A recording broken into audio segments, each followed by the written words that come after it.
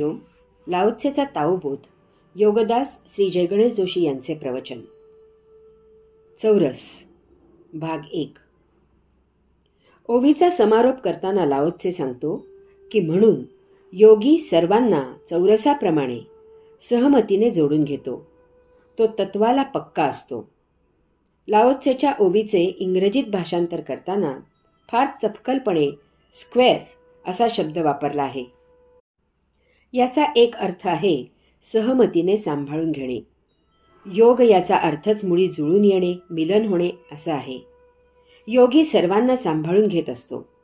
कोणी वाट चुकलेला असला तर त्याला समजावून देऊन योग्य मार्गावर आणण्याचा योगी प्रयत्न करतो. येथे वयाचा, ज्ञानाचा, अधिकाराचा, परिस्थितीचा किंवा असा कसलाच काही प्रश्न येत नाही. सर्वांना समान वर्तणूक दिली जाते. प्रसंगी योगी 4 पावले मागे येतो, स्वतःकडे कमीपणा घेतो, परंतु तो अयोग्य वर्तणूक करणाऱ्याला योग्य मार्गावर आणण्यासाठी झटत असतो. बेरजेचे, सहमतीचे सांभाळून घ्यायचे धोरण राबवून योगी सर्वांना योग रस्ता दाखवण्याचे काम करत असतो. चौकोन याचा दुसरा अर्थ आहे तत्वाला पक्के असणे. हाच अर्थ येथे भाषांतर करणाऱ्याला जास्त करून अपेक्षित आहे. योगी त्याच्या आध्यात्मिक तत्वाला, आत्मतत्वाला पक्का दृढ असतो. त्यात तो मुळीच तडजोड करत नाही.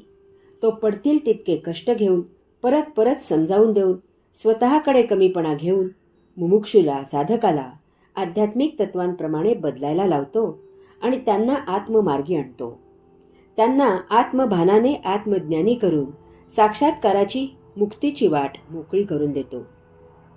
चौकोन याचा तिसरा अर्थ आहे घट्ट पाय रोवून ठाम उभे असणे. चौकोनाला 4 बाजू असतात, त्यामुळे त्यावरून पडायला होत नाही. योगी सर्व काही उत्तम प्रकारे सांभाळून असतो. त्याचे आयोजन, नियोजन इतके शास्त्रशुद्ध असते की ते सुलभपणे मार्गी लागते. त्यात कोठेही काही न्यून असत नाही. योग्याला तुम्ही कितीही काही सांगा, भरकटण्याचा प्रयत्न करा, तो सर्व काही ऐकतो आणि क्षणार्धात पुन्हा आपल्या अध्यात्माच्या मूळ विषयाला येऊन चिकटतो. त्यापासून तो कदापिही ढळत नाही. चौरस याचा चौथा अर्थ आहे समभुज असणे. योग्याच्या अवतीभोवती भिन्न प्रकारचे अनेक स्वभावाचे लोक असतात. तरीही योगी त्या सर्वांना एकाच प्रकारे वर्तणूक देतो. तेथे भेद नाही. तो सर्वांना एकाच मापाने मोजतो आणि वागवतो. कोठूनही, कोणत्याही दिशेने, कसेही कोणीही येऊ दे, योगी या सर्वांना मिळवून चौरसाच्या त्याच्या प्रशासनाच्या कक्षेत आत घेतो आणि सर्वांना एक करतो. सर्वांना जाणीव करून देतो की आपण सर्व एकच आहोत, मानव आहोत. माणुसकी हाच आपला एकमेव धर्म आहे आणि आत्ममिलन हेच आपले एकमेव जीवनोद्दिष्ट आहे. चौरस याचा 5वा अर्थ आहे सर्व बाजूने, इमारतीने वगैरे वेढलेली मोकळी जागा किंवा पटांगण. मानवाला सर्व बाजूने भौतिक वस्तू जगताने, त्याच्या भोगापवर्गतेने वेढलेले असते. तरीही योगी त्यामधूनच वाट काढून सर्वांना मधल्या आत्ममंगलमार्गी हलकेच आणतो आणि त्यांना भोगमुक्तीचा मार्ग दाखवतो. चौरस भाग 2. लाओत्सेच्या चौरस या शब्दाचे आपण 5 अर्थ पाहिले. हे सर्व 5 अर्थ लक्षात घेऊन आता आपण या चौरसाच्या 4ही बाजूचे 4 अर्थ लाओत्सेने स्वतःच जे सांगितले आहेत त्याचे निरूपण करायचे आहे. परंतु तो कधीही कोणाची कोंडी करून कोणाला घायाळ करत नाही. लाओत्सेने योग्याचा सांगितलेला हा पहिला विशेष आहे. योगी त्याच्या आध्यात्मिक तत्वांना पक्का असतो. तरीही कर्मठपणा करून तो कधीही कोणाला छळत नाही, कोणाची कोंडी करत नाही, कोणाला दुखवत नाही. प्रत्येकाला व्यक्ती स्वातंत्र्य आहे. योगी सर्वांच्या मताचा आदर करतो. तो सर्वांना त्यांच्या त्यांच्या कलेने समजावून देण्याचा प्रयत्न करतो. त्यासाठी तो अथक परिश्रम करतो. त्यांना पटेपर्यंत तो वाट पाहतो. कदाचित यात एका जन्माची आहुती दिली जात असेल, परंतु योगी कधीही धार्मिक भावनांना हात घालून किंवा त्याखाली भीती दाखवून, कोणाची कोंडी करून अध्यात्माच्या मार्गाला खेचून आणत नाही.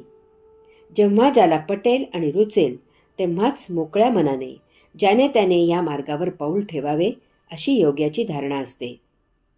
तो नीतिवान असतो आणि दुसऱ्यांना दुखवत नाही. लाओत्सेने योग्याचा सांगितलेला हा दुसरा विशेष आहे. योगी नीतिवान, चारित्र्यवान, प्रामाणिक आणि सचोटीने वर्तन करणारा असतो. तरीही तो आपल्यामुळे कोणाला त्रास होणार नाही याची काळजी घेतो. अनेक जण आपल्या कर्मठपणामुळे इतरांना त्रास देत असतात. कोठे पाहुणे म्हणून गेले तरीही त्यांचा कर्मठपणा सुरूच असतो. त्यांची तंत्रे सांभाळताना ते कितीही चारित्र्यवान असले तरीही यजमानाला हा असा पाहुणा नको होतो. असे आपल्या कर्मठपणाचा अहंकार बाळगणारे असतात. त्यांना आपण काहीतरी विशेष करत आहोत असे वाटते. याचा त्यांना गर्वही असतो. इतरांसाठी असे चरित्र तापदायक आणि त्यामुळे ते दुष्चरित्र शाबित होते. तो साधा सरळ असून उद्दामपणाने अरेरावी करत नाही. लाओत्सेने योग्याचा सांगितलेला हा तिसरा विशेष आहे. योगी सरळ स्वभावाचा असतो. तो कधीही आपल्यामुळे कोणाला काही त्रास होईल असे वर्तन करत नाही. योग्याला मान सन्मान दिला जातो. त्याला गुरुस्थानी मानणारे अनेक जण असतात. अशा वेळी योगी मुमुक्षू साधकांजवळ मोकळेपणाने वागतो. आपण गुरु म्हणून कोणी निराळे आहोत अशी भावना तो कोणाचीही करून देत नाही. इतकेच नव्हे तर त्याचा तो साधेपणा पूर्ण स्वाभाविक असतो. मुमुक्षू साधक यांच्यात त्यांच्याचपैकी एक असल्यासारखा तो वावर करतो. कोठे शिबिराला गेले असताना तो स्वतःची स्वतंत्र व्यवस्था करू देत नाही.